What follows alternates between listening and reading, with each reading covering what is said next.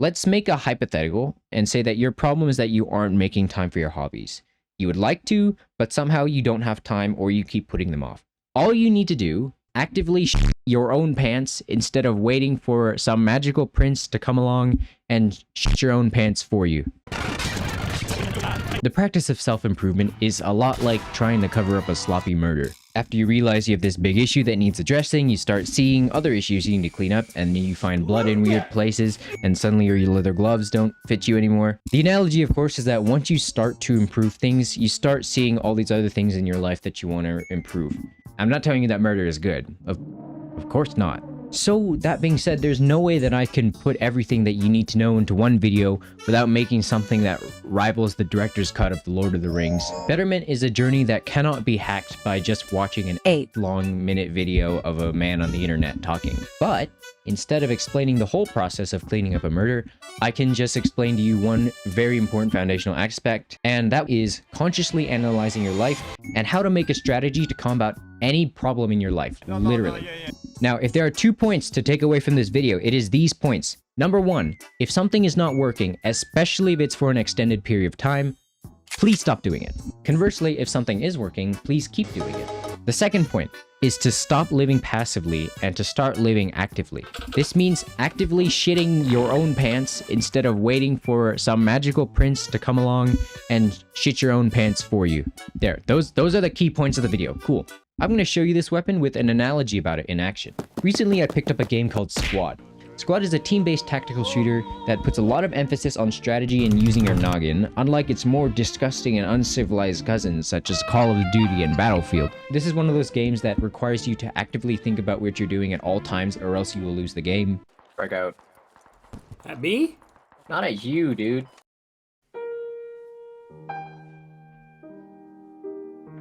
Similar to the award-winning and critically acclaimed turn-based RPG, Chess, or if you're a degenerate, League of Legends. Now, as I was learning Squad, I found myself struggling with one particular aspect. Whenever I tried to push towards an objective or reach my team's goal, I would always just get killed out of nowhere by an enemy that I could not see. It felt less like a tactical shooter and more like shooting fish in a bucket simulator, except I was the fish.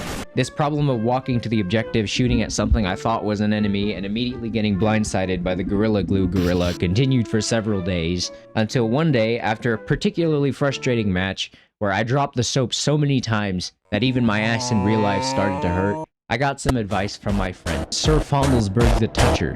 Sir Fondlesberg is really good at Squad, and every enemy that he comes in contact with gets touched violently. Fondlesberg pointed out that my playstyle was foolhardy, uncivilized. But why, I asked? I'm literally always doing what I'm supposed to do. I'm always going straight towards the objective.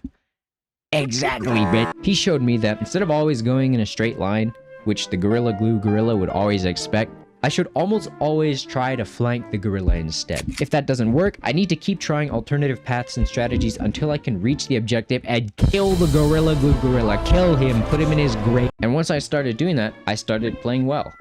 And I wasn't John Wick or anything, but like I was definitely not, I was no longer a waste of a team slot. And then I realized like how stupid my past strategy was, because like clearly it didn't work at all. So why did I keep doing it for so long? Now, fun fact time. Did you know that 95% of human behavior is unconscious? That means that 95% of what you do every day is dictated not by you, but the lizard jacking off in your brain. The story I just told can be transformed into a very common modern problem. Someone who feels really stuck, maybe overwhelmed by the things in their life, and they can't seem to fix anything no matter how badly they want it. If this sounds familiar, don't worry. This is pretty much a canon event for everybody. You gotta remember, your worth is not defined by your problems, it's defined by how you recover from them. All you need to do is kill the lizard. You need to kill. The actual solution is to just start thinking consciously more about certain things.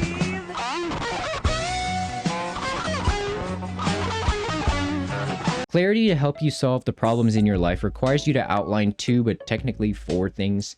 And bonus challenge, if you want, choose a problem in your life that you're facing and use these 4 points to follow along and make a list. Number 1, what right now in my life is going wrong? What is something I'm doing that is not working? Number 2, what would you rather have happen in your life instead of that? Like, what are the clear goals that you want to achieve? And number 3, thinking about the problems, why are those problems happening? And 4, what could you do today or not do that would bring you closer to the goal that you want instead? Bonus points to you if you made a list. Here's a cookie. Now, adding clarity to how you can fix your problems, in my opinion, gets rid of like 70% of the problem, because now you know exactly what the problem is, and now you know exactly what you need to do. And knowing what you need to do makes doing stuff a lot easier, because now you don't have a fucking like fog of war around like your priorities. The 30% left is to just take action and then analyze the results of those actions and then strategize from those results. That last bit is pretty important.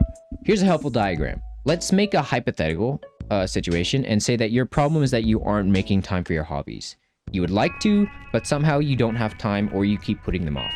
So step 1 and 2 are already done. We already know what the problem / gorilla is, and we also know what we want instead, which is to be doing your hobby. Doing this is the passive foolhardy solution. It doesn't work because you don't have clarity on why the problem is happening, so the initial solution sucks. So step 3, why don't you seem to have time for your hobbies? Let's say that you figure out that you don't actually set aside time, you just say that you want to do them. Now comes step 4. You're now thinking consciously about what you're doing and you try something new. So maybe you say, I'm going to set an alarm at a specific time of day to do my hobbies after work every day. Perfect, there's your solution. Okay, but what if the first solution doesn't work? Again, strategize and clarify the problem. Why is it that you're still putting it off? Maybe the answer is you're too tired from work, so you don't have energy to do your hobbies. So try another angle and flank again. So maybe you say, because I'm too tired after work, I will take a quick 20-minute nap after work to get some energy back, and then I can do my hobby at a set time. Boom!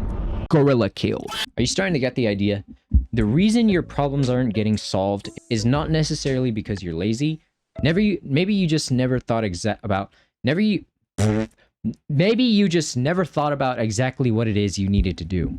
Just like a battle strategy, charging headfirst is rarely going to lead to victory unless the odds are overwhelmingly on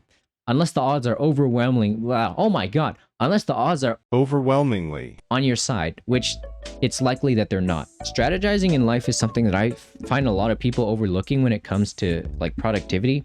Like I hear a lot more about like Sigma discipline and willpower and motivation and like being a top G and being Sigmas. Or I hear stuff about like, oh, you just need to wake up at an earlier time, but you just need to want it more. Or you need to do all this scheduling and min-maxing. I mean, yeah, those things are cool and they can definitely help, but like it's useless if you don't have clarity. And another tip, when people face their problems, they usually try to connect the issue to something emotion related. But like the actual reality is most personal issues that I've had to think about are actually related to like my biology and physiology more so than my emotions. Because at the end of the day, even my emotions are dictated by biological factors. And one of the most effective solutions that can actually cover a lot of bases is better sleep. The way you sleep influences like so many different factors, including like the energy you have throughout the day, motor skills, functionality of dopamine receptors, which in turn can affect your mood, critical thinking, and even whether or not you make more impulsive decisions. And if you want to hear more about that, click this video. You thought I was gonna gotcha, bitch. I'm not gonna talk about that. Anyway, subscribe or I'm gonna blow up an orphanage.